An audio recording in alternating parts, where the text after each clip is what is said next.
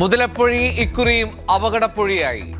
വള്ളം മറിഞ്ഞ് ഇന്നലെ കാണാതായ മത്സ്യത്തൊഴിലാളി ഫ്രീമോന്റെ മൃതദേഹം കണ്ണാന്തുറയിൽ നിന്നും കണ്ടെത്തി. ഷിജിനായി തെരച്ചിൽ തുടരുന്നു. വിഴിഞ്ഞത്ത് നിന്ന് തെരച്ചിലിനായി കോസ്റ്റ് ഗാർഡ് കപ്പൽ മുതലപ്പൊഴിയിലേക്ക്. പ്രദേശത്ത് പ്രതിഷേധമുയരാൻ സാധ്യത.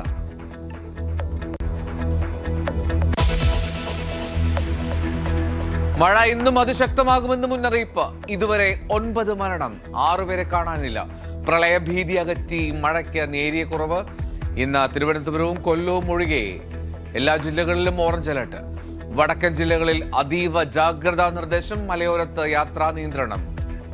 9 ജില്ലകളിൽ മതപഠനശാലകൾക്കും ട്യൂഷൻ സെന്ററുകൾക്കും അവധി.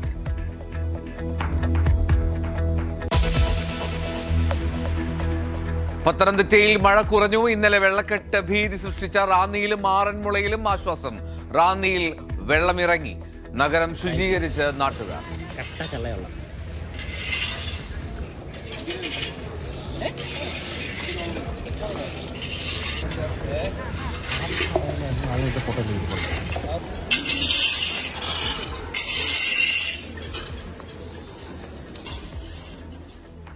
ഇടുക്കിയിൽ 14 വീടുകൾ തകർന്നു. മണ്ണിടിച്ചിൽ ഭീഷണി തുടരുന്നു. നിറപുത്തിരിക്കായി ഇന്ന് ശബരിമല നട തുറക്കും.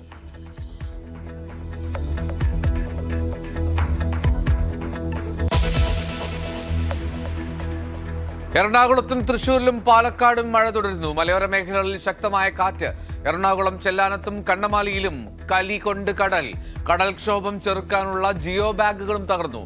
കളമശ്ശേരിയിൽ വെള്ളക്കെട്ടിൽപ്പെട്ടവരെ മാറ്റിപ്പാർപ്പിച്ചു. മൂവാറ്റുപുഴയാറിലും തൊടുപുഴയാറിലും ജലനിരപ്പ് ഉയർന്നു തന്നെ.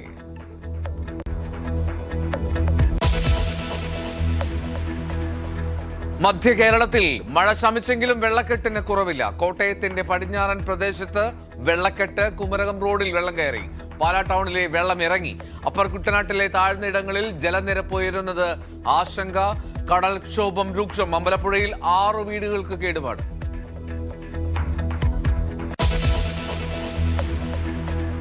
വടക്കൻ ജില്ലകളിൽ അതീവ ജാഗ്രത. കാസർഗോഡ് തേജസ്വിനി പുഴ കര കവിഞ്ഞു. വീടുകളിൽ വെള്ളം കയറി. ഭാരതപ്പുഴ കവിഞ്ഞ ഒറ്റപ്പാലത്തും വീടുകൾക്കുള്ളിൽ വെള്ളം. കണ്ണൂരിൽ മലവെള്ളപ്പാച്ചിലിൽ കാണാതായവർക്കായി തെരച്ചിൽ തുടരുന്നു. കോഴിക്കോട് കാപ്പാട് വെള്ളക്കെട്ടിൽ വീണ് പരിക്കേറ്റ കുട്ടി മരിച്ചു. ഹിൽ ഹൈവേയിലും താമരശ്ശേരി ചുരത്തിലും ഗതാഗത നിയന്ത്രണം.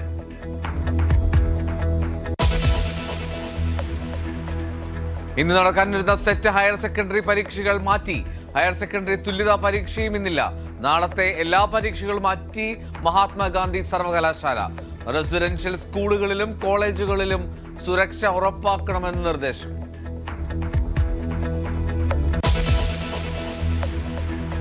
സാംസ്കാരിക സ്ഥാപനങ്ങളുടെ തലപ്പത്തേക്കുള്ള നിയമനങ്ങൾ വൈകാതെ നടത്തുമെന്ന് സാംസ്കാരിക മന്ത്രി PC വിഷ്ണുനാഥ്. ചലച്ചിത്ര അക്കാദമിയിലേക്ക് പരിഗണിക്കുന്നത് 12 പേർ. അക്കാദമി പ്രവർത്തനം പ്രതിസന്ധിയിലല്ല. കേരള രാജ്യാന്തര ചലച്ചിത്രമേള ഡിസംബർ 11 മുതൽ 18 വരെ. വേദി കൊച്ചിയിലേക്ക് മാറ്റില്ല.